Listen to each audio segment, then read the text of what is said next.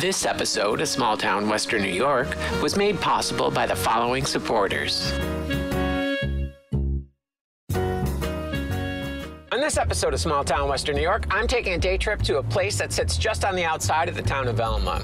You know, it's one of the sleepier small towns in Western New York, and there's certainly nothing wrong with that, and I don't mean that in any derogatory sense. It's just that this place seems to capture that elusive sit back on the porch, breathe in the clean country air, and take it all in type of vibe. It has this perfect mix of rolling hill geography, flat farmlands, country homes, newer homes, and then a perfect postage stamp small town tucked right in the middle. You can't beat it. It has this quintessential all-American feel to it, and I wanted to share it with all of you. I'm headed to the town of Marilla.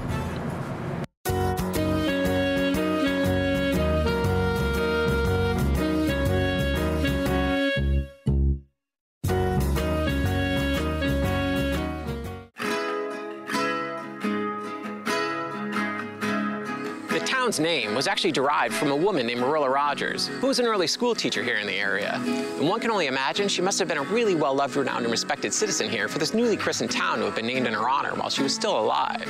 She passed in 1855 at the age of 38, just 2 short years after the town was named after her, which is usually an honor reserved for much more post-mortem ceremonies, of course, and it's quite an honor for anyone, dead or alive. When the county was first settled in 1827, what was to become the town of Marilla that we know today was, like so many of the towns in this area, part of the Buffalo Creek Indian Reservation, with the Ebenezer Society being the very first group of Europeans to settle on the Seneca lands, with the land only becoming officially opened after the Treaty of Buffalo Creek was finalized. The town of Marilla was actually patchworked together in 1853 from pieces of the towns of Wales and Alden.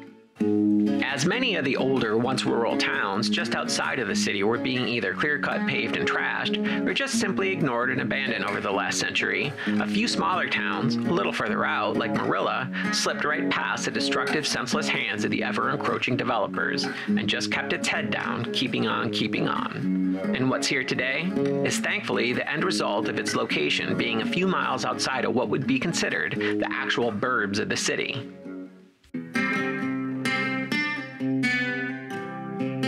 So what do I love most about Marilla? Why here? Well, it's just the peacefulness of it all. Yes, there are a few great shops and restaurants and other amenities that provide just enough of everything for anyone to have a great day trip here. But there's something else here. There's a there.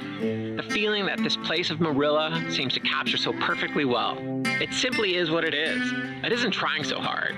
Yes, of course the town has seen some growth like any town, but it hasn't lost any of its beauty or charm either over the years. And I should know, I used to secretly ride my bike all the way out here from West Seneca every week to take a dip in an old swimming hole that my father first introduced me to that he would swim in when he was a kid. And not much has changed since then.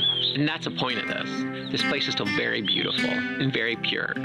It's been smartly managed and loved and curated through multiple generations, and I hope it always stays that way.